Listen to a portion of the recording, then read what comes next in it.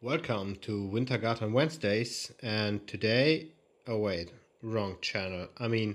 Hey folks, Würfel here, and today I want to show you my new Helix Dice Tower. And why did I talk about Wintergatan? That's a very cool channel here on YouTube, and Martin is building his marble machine over there. And in this project here, I got to a point where I got some content and some issues that reminded me a lot of the struggles that Martin has with his marble machine, but more on the sound issues a little bit later. So before we check out this final design, let's move to the beginning. And this is the beginning, a little first prototype. And you can already see it's very special. The inside is completely hollow. There's a hole running through the complete tower. And that's a simple reason. We have a 30mm die, so we need a tunnel going through this tower that had at least 30mm in diameter. But you can see here on this 1-inch grid that this tower has about 2 inches, 50mm in diameter.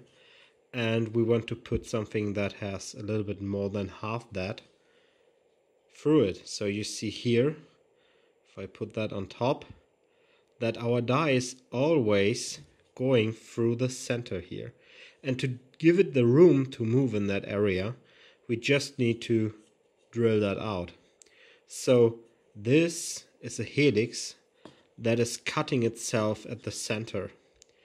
And I did that for the reason to push this to a smaller diameter to make a more dense, compact design. And I think that's the furthest you can push it. You could end up making a straight tube that has 30mm in diameter just to throw your dice through this. But you want to end up having a little bit of way to move your die and compress it as good as possible. And for me, the spiral, the helix, is the best solution for a dice tower. I'm still working on finding mathematical or empirical proofs for this. And this is the first version. We also have here our little ribs, like on the open spiral dice tower. And this was proof of concept, it works. That's already a more advanced model. And of course I played around with these knobs on the inside. You see I got some on the outside, and the final version has both. So there are a lot of points that our dice will definitely came across and start tumbling and jumping on the inside. Also, I talk about 30mm. My dice have about 28, 29mm in diameter. Regular dice have less than that, and so I made this with at least 32mm in diameter, just to give them a little bit of room to bounce, because we don't want to predict the path that it is rolling in. That were the first design, and you can see the tower is moving because it's so light. We have minimized the amount of material that we need for this, and so the weight is very, very low. And to raise the weight, I tried to pour in some resin, and it worked quite good. You can see it's not moving that much. And I thought, okay, I need to improve that, because not everyone has resin at home to play around with that. Also, if your print isn't 100% tight, you end up with this. So you see, I poured in the resin from the bottom and it leaked out. I don't want to have this happen, and for that reason I played around with some other materials. And yeah, I found some sand, so I hope you can hear it. There's a fine sand on the inside, and to fill that sand in, this model prints completely without infill. This is one of the first versions, only 2 outside perimeters, enough for the sand, but might be a bit tricky if you work with liquids like resin. And that also comes with this washer-like disc, so you can throw that in there, and with that you can easily close it up. So in this case I used my favorite method and took the 3D pen and ran around it. Of course you can take any sort of glue or whatever you have handy to close this. And then I found something interesting. Let me show you. This is the hollow version. You hear it's pretty loud. And now the sand-filled version. And you see, that's a lot better. So I experiment a little bit, and let me demonstrate it. Hollow. Then here's the version with a hard resin. Then I have a rougher sand, more like a gravel or something like that. Then comes the fine sand. And you see we improve with every step.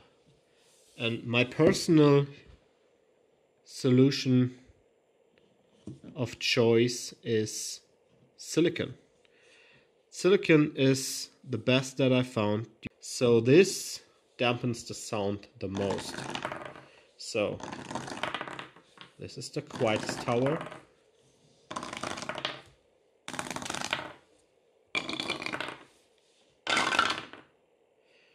And you now might get a glimpse of what I was feeling as I ran through this project and working on improving the sound quality of my dice towers. I mean, that's something that is constantly happening on the marble machine, so Martin is struggling with noise and sounds. Of course, all my models will be available on Thingiverse.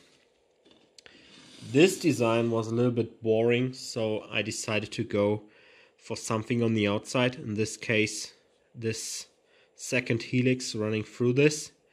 And I was already thinking about it looking too similar to my previous tower, so I thought maybe I dump it and try something else. But then genius stroke, and I had an idea for another problem that I was thinking about, and that's how I can use this as storage for my dice. I thought I want to stay clean, easy, and without any too fancy details. I came up with this. This is a shell that you can screw right onto it, and you see here, there it's closed. And at the top we have one opening, and that opening is in the lowest position, centered right at this corner here. So it will always be right in this part where the most of the material from the tower is. So this is the opposite side of the spiral that we want to walk down. And to reach it, we just open our tower a tiny bit, just enough that our opening at the bottom is open. And now our dice fit through and runs to the bottom. And of course, if we close it, here it's sure, and here you can see there's nothing coming out here. But you can also see I made the tolerances a little bit wider, so it's not a good friction fit, but I also found a solution for that. So here's the final design. Let me show you. You just add some tape. This is electrical tape, and this also reduces the noise, makes a nice friction to hold everything together. And now I can open the tower, throw in my dice, and everything's fine. And of course, it stays shut when it needs to. So we close it.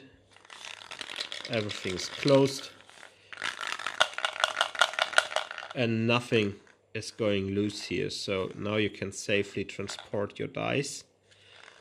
And you need to experiment a little bit. It's coming to how good your printer's set up and how well it prints. So maybe a little bit rougher surface might give the friction you need right away, or maybe you have slight problems with the tolerances and your printer's not that accurate. This can be an advantage, but I definitely want to make sure you have a little bit more room than needed and you can add some sort of tape to make it fit, instead of having parts that doesn't fit together because of your printer is not fine enough. I don't want to make this design being bound to a good dialed in printer.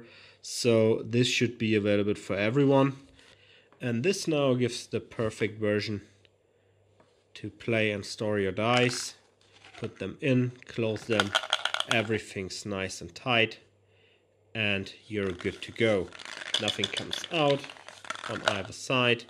And if you want to play, you just open it, pull it up, and you're ready to go.